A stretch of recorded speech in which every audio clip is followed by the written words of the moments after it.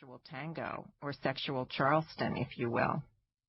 This spurt of cocky independence faded, and over the decades women lapsed back into domesticity and deference until their only avatars were perfect gingham moms such as Donna Reed, June Cleaver, and Harriet Nelson. Then came the famous sexual revolution. When I entered college in 1969, women were bursting out of their 50s chrysalis. The Jazz Age spirit flared in the age of Aquarius. Women were once again imitating men and acting all independent, smoking, drinking, wanting to earn money, not as much but some, and thinking the pill gave them the right to be sexual. I didn't fit in with the brazen new world of hard-charging feminists. I was more of a fun-loving, if chaste, Carrie Bradshaw type, a breed that wouldn't come into vogue for several more decades.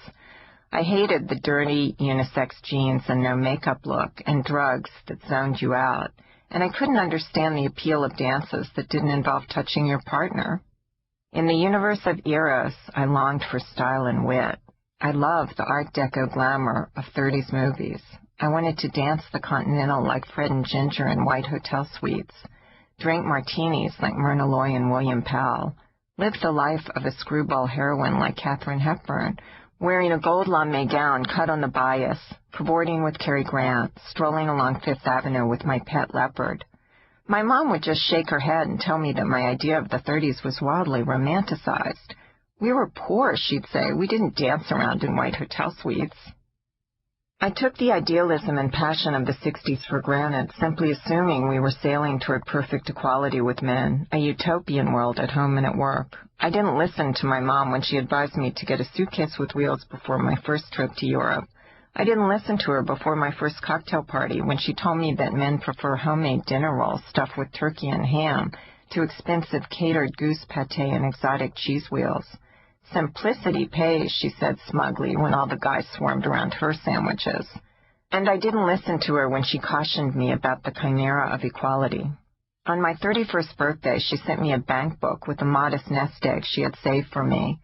I always felt that the girls in a family should get a little more than the boys, even though all are equally loved, she wrote me in a letter. They need a little cushion to fall back on. Women can stand on the Empire State Building and scream to the heavens that they are equal to men and liberated, but until they have the same anatomy, it's a lie. It's more of a man's world today than ever. Men can eat their cake in unlimited bakeries. I thought she was just being old world, like my favorite jade, Dorothy Parker, when she wrote, "By the time you're his, shivering and sighing, and he vows his passion is infinite, undying, lady, make a note of this, one of you is lying." I thought the struggle for egalitarianism was a cinch, and so I could leave it to my earnest sisters in black turtlenecks and Birkenstocks. I figured there was plenty of time for me to get serious later, that America would always be full of passionate and full-throated debate about the big stuff, social issues, sexual equality, civil rights, rather than the tinny right-left food fights and shrieking conservative babes with blonde hair, long legs, and miniskirts going on TV to trash women and women's rights. No, Cassandra, little did I realize that the sexual revolution would have the unexpected consequence of intensifying the confusion between the sexes, leaving women in a tangle of dependence and independence as they entered the 21st century. The fewer the barriers, the more muddied the waters. It never occurred to me that the more women aped men in everything from dress to orgasms, the more we would realize how inalienably different the sexes are. Or, most curious of all, that women would move from playing with Barbie to denouncing Barbie to remaking themselves as Barbie. Maybe we should have known that the story of women's progress would be more of a zigzag than a superhighway, that the triumph of feminism would last a nanosecond while the backlash lasted 40 years. Or that all the triumphant moments of feminism, from the selection of Geraldine Ferraro to the Anita Hill hearings to the co-presidency of buy one, get one free First Lady Hillary Rodham Clinton, would unleash negative reactions toward women. Despite the best efforts of philosophers, politicians, historians, novelists, screenwriters, linguists, therapists, anthropologists, and facilitators, men and women are still in a muddle in the boardroom, the situation room, and the bedroom. At the risk of raising the question, am I necessary, I admit I have no answers, but for decades now I've loved asking the questions. This book is not a systematic inquiry of any kind or a handy little volume of sterling solutions to the American woman's problems. I possess no special wisdom about redemption in matters of sex and love. I am not peddling a theory or a slogan or a policy. I'm as baffled as the next woman. I certainly understand if some men prefer to think of themselves as individuals and opt to wriggle out of one broad generalizations. This book offers only the diligent notes, on the job and off, of a fascinated observer of our gender perplexities. And what a spectacle gender in America is.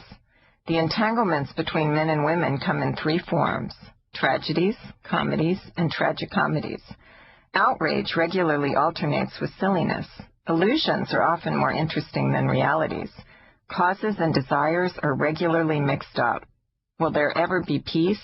I doubt it, but there should always be laughter. My mom, a soft touch who loved men, suggested that I change my title to Why Men Are Necessary. They're good for breeding and lifting, she told me slyly. But difficult as it is, we must face up to the tough questions. As a species, it's possible that men are ever so last century. Are they any longer necessary for procreation? Have they proven themselves emotionally incapable of governing the country because they are really the ones subject to hissy fits and hormonal imbalances? Is their pillaging and plundering, warmongering, empire-building Y chromosome melting faster than the Wicked Witch of the West? Is it time to dispense with all those oxygen-depleting men batting out opinions in newspapers, TV, and blogs, and those computer-generated male anchor clones on network news? And what about women? Are we regressing or advancing along the winding scenic route in ways we hadn't predicted? I'm continually astonished, provoked, flummoxed by the odd and stunning trajectory men and women have traveled from the big bang of the sexual revolution to the big busts of the plastic revolution. The free love idea that sex could be casual and safe and unfraught was in retrospect chuckle-headed. As my friend Leon Wieseltier, the literary editor for the New Republic, observes, sex is a spiritual obligation. It makes up for the poverty of bourgeois experience. We're too late for the Spanish Civil War. We missed the landing at Omaha Beach, but still we need to know what we're capable of.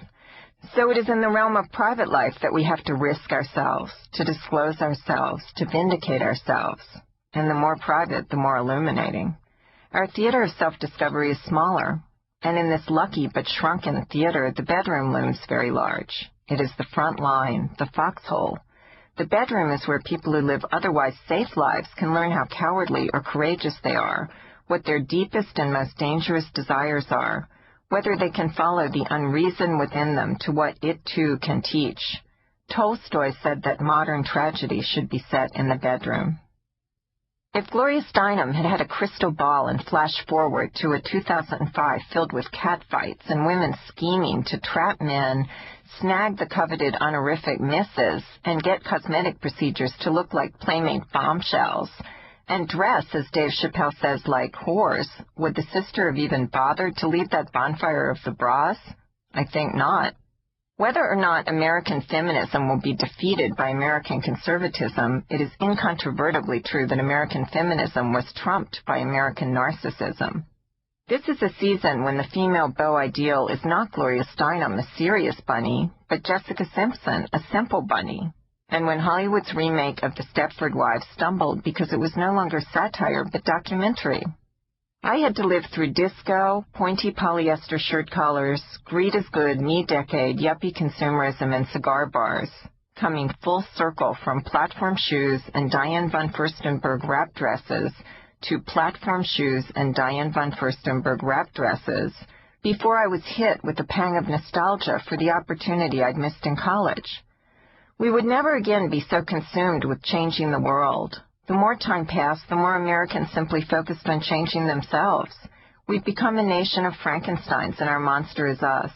Americans work so hard at altering their facades, we no longer have natural selection. We have unnatural selection. Emma Woodhouse learned the hard way about the dangers of makeovers.